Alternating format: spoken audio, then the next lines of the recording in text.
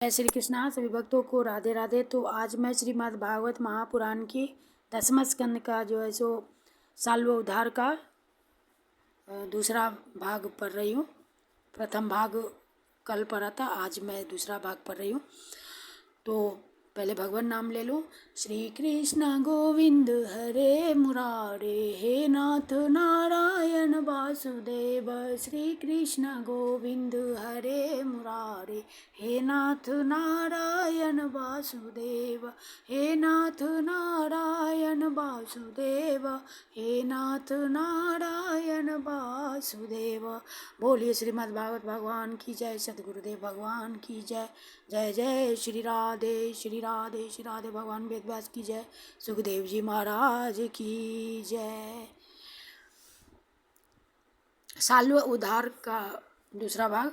श्री सुखदेव जी कहते हैं, परीक्षित, अब प्रद्युम्न जी ने हाथ मुंह धोकर कवच पहन धनुष धारण किया और सारथी से कहा कि मुझे वीर दुमान के पास फिर से ले चलो।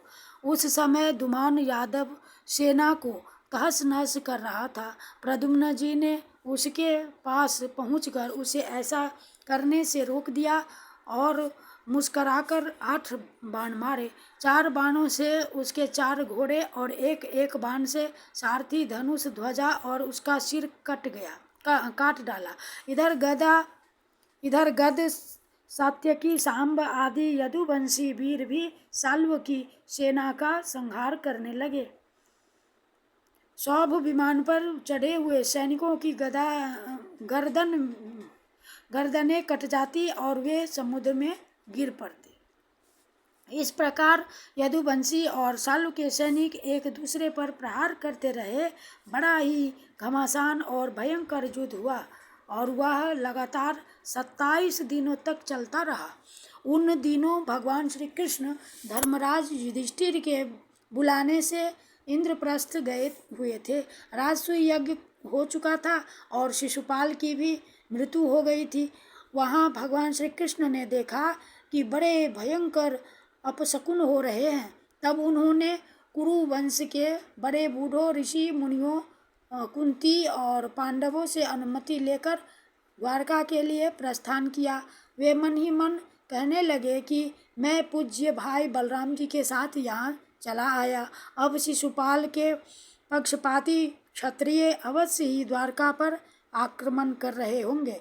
भगवान श्री कृष्ण ने द्वारका में पहुंचकर देखा कि सचमुच यादवों पर बड़ी विपत्ति आई है। तब उन्होंने बलराम जी को नगर की रक्षा के लिए नियुक्त कर दिया और सौभपति साल्व को देखकर अपने सारथी दारुक से कहा, दारुक, तुम शीघ्र से शीघ्र मेरा रथ साल्व के पास ले चलो। देखो, यह साल्व बड़ा मायावी है, तो भी तुम तनिक भी भय न करना। भगवान की ऐसी माया पाकर दारुक रथ पर चढ़ गया और उसे साल्व की ओर ले चला।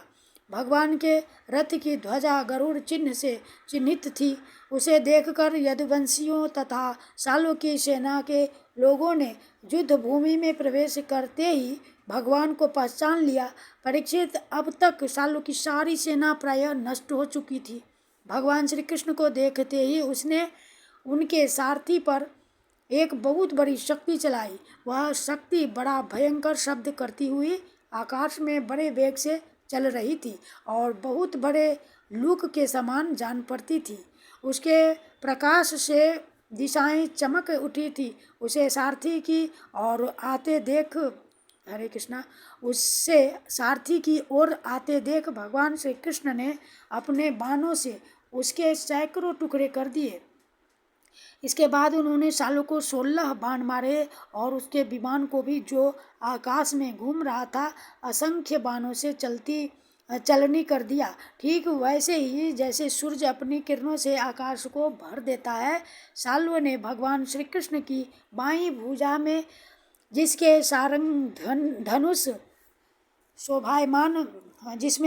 धनुष शोभायमान था, बाण मारा। इससे सारंग धनुष भगवान के हाथ से छूटकर गिर पड़ा। यह एक अद्भुत घटना घट गई। जो लोग आकाश या पृथ्वी से यह युद्ध देख रहे थे, वे बड़े जोर से हाय हाय पुकार उठे। तब साल्व ने गरज कर भगवान श्री कृष्ण से यूँ कहा, मूढ़, तूने हम लोगों के देखते देखते हमारे भाई और सखा शिशुपाल की पत्नी को हर लिया तथा भरी सभा में जबकि हमारा मित्र शिशुपाल असावधान था तूने उसे मार डाला।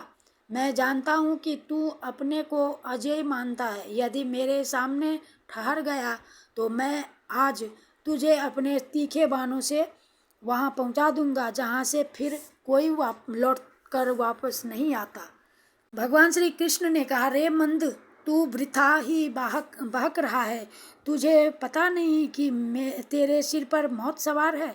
शूरवीर व्यर्थ की बकवाद नहीं करते, वे अपनी वीरता ही दिखलाया करते हैं। इस प्रकार कहकर भगवान श्री कृष्ण ने क्रोधित हो अपनी अत्यंत वेगवती और भयंकर गदा से साल्व के जत्रुस्थान पर प्रहार किया। इससे वह खून उगलता हुआ कांपने लगा। इधर जब गदा भगवान के पास लौट आई तब साल्व अंतर्धान हो गया। इसके बाद 2 घड़ी बीतते बीतते एक मनुष्य ने भगवान के पास पहुंचकर उनको सिर झुकाकर प्रणाम किया और वह रोता हुआ बोला, मुझे आपकी माता देवकी जी ने भेजा है। उन्होंने कहा है कि अपने पिता के प्रति अत्यंत प्रेम रखने वाले महाबाहु श्री कृष्ण साल्व तुम्हारे पिता को उसी प्रकार बांधकर ले गया है जैसे कोई कसाई पशु को बांधकर ले जाए। यह अप्रिय समाचार सुनकर भगवान श्री कृष्ण मनुष्य जैसा बन गए। उनके मुंह पर कुछ उदासी छा गई। वे साधारण पुरुष के समान अत्यंत करुणा और स्नेह से कहने लगे, अहो मेरे भाई बलराम जी को तो देवता अथवा असुर कोई नहीं जीत सकता। वे सदा सर्वदा सावधान रहते हैं। साल्व का बल पौरुष तो अत्यंत अल्प है, फिर भी इसने उन्हें कैसे जीत लिया और कैसे मेरे पिताजी को बांध कर ले गया। सचमुच प्रारब्ध बहुत बलवान है। भगवान श्री कृष्ण इस प्रकार कह ही रहे थे कि साल्व वसुदेव जी के समान एक माया रचित मनुष्य लेकर वहाँ आ पहुँचा और श्री कृष्ण से कहने लगा, मूर्ख, देख, यही तुझे पैदा करने वाला तेरा पिता है जिसके लिए तू जी रहा है। तेरे देखते देखते मैं इसका काम तमाम करता हूँ। कुछ बल पौरुष हो तो इसे बचा। मायावी साल्व ने इस प्रकार भगवान को फटकार कर माया रचित वसुदेव का सिर तलवार से काट लिया और उसे लेकर अपने आकाशस्थ विमान पर जा बैठा। परीक्षित, भगवान श्री कृष्ण स्वयं सिद्ध ज्ञान स्वरूप और महानुभाव है। वे यह घटना देखकर 2 घड़ी के लिए अपने स्वजन वसुदेव जी के प्रति अत्यंत प्रेम होने के कारण साधारण मनुष्य पुरुषों के समान शोक में डूब गए। परंतु फिर वे जान गए कि यह तो साल्व की फैलाई हुई आसुरी माया ही है जो उसे मैदानव ने बतलाई थी। भगवान श्री कृष्ण ने युद्ध भूमि में सचेत होकर देखा, न वहाँ दूत है और न पिता का वह शरीर, जैसे स्वप्न में एक दृश्य दिखकर लुप्त हो गया हो। उधर देखा तो साल्व विमान पर चढ़कर आकाश में विचर रहा है। तब वे उसका वध करने के लिए उद्यत हो गए। प्रिय परीक्षित, इस प्रकार की बात पूर्वापर का विचार न करने वाले कोई ऋषि कहते हैं, अवश्य ही वे इस बात को भूल जाते हैं कि श्री कृष्ण के संबंध में ऐसा कहना उन्हीं के वचनों के विपरीत है। कहाँ अज्ञानियों में रहने वाले शोक, मोह, स्नेह और भय तथा कहाँ वे परिपूर्ण भगवान श्री कृष्ण जिनका ज्ञान, विज्ञान और ऐश्वर्य अखंडित है, एक रस है। भला उनमें वैसे भावों की संभावना ही कहाँ है। बड़े बड़े ऋषि मुनि भगवान श्री कृष्ण के चरण कमलों की सेवा करके आत्मा विद्या का भली भांति संपादन करते हैं और उसके द्वारा शरीर आदि में आत्मबुद्धि रूप अनादि अज्ञान को मिटा डालते हैं तथा आत्म संबंधी अनंत ऐश्वर्य प्राप्त करते हैं। उन संतों के परम गति स्वरूप भगवान श्री कृष्ण में भला मोह कैसे हो सकता है।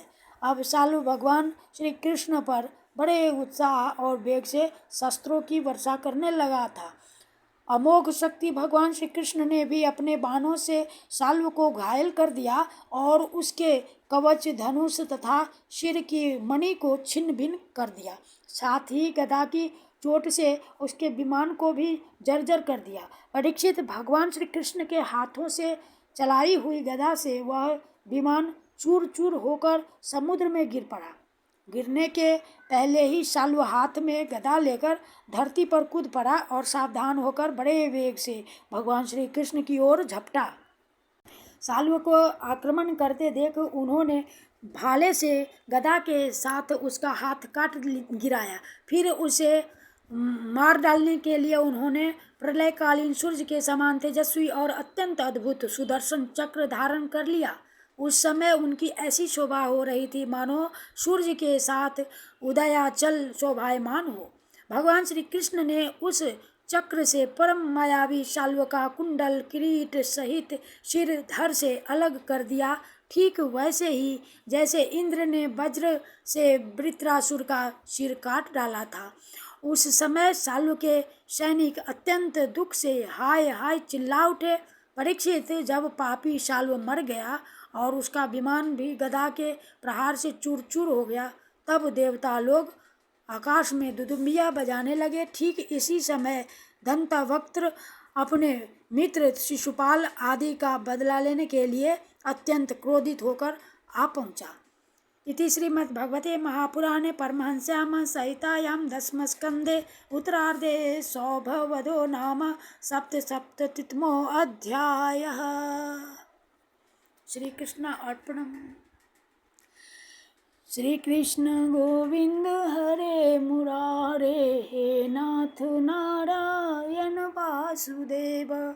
श्री कृष्ण गोविंद हरे मुरारे, हे नाथ नारायण वासुदेव। हरे कृष्णा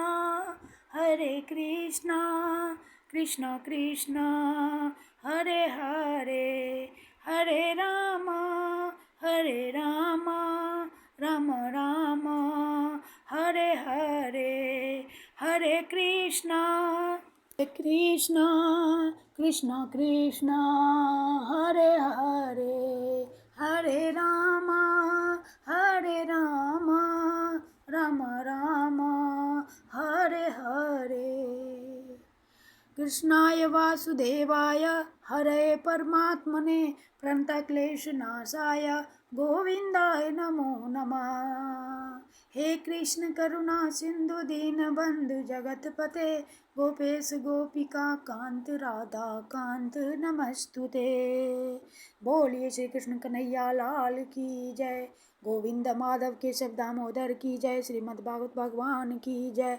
जय जय श्री राधे, जय जय श्री राधे, जय जय श्री राधे, जय जय श्री राधे श्याम।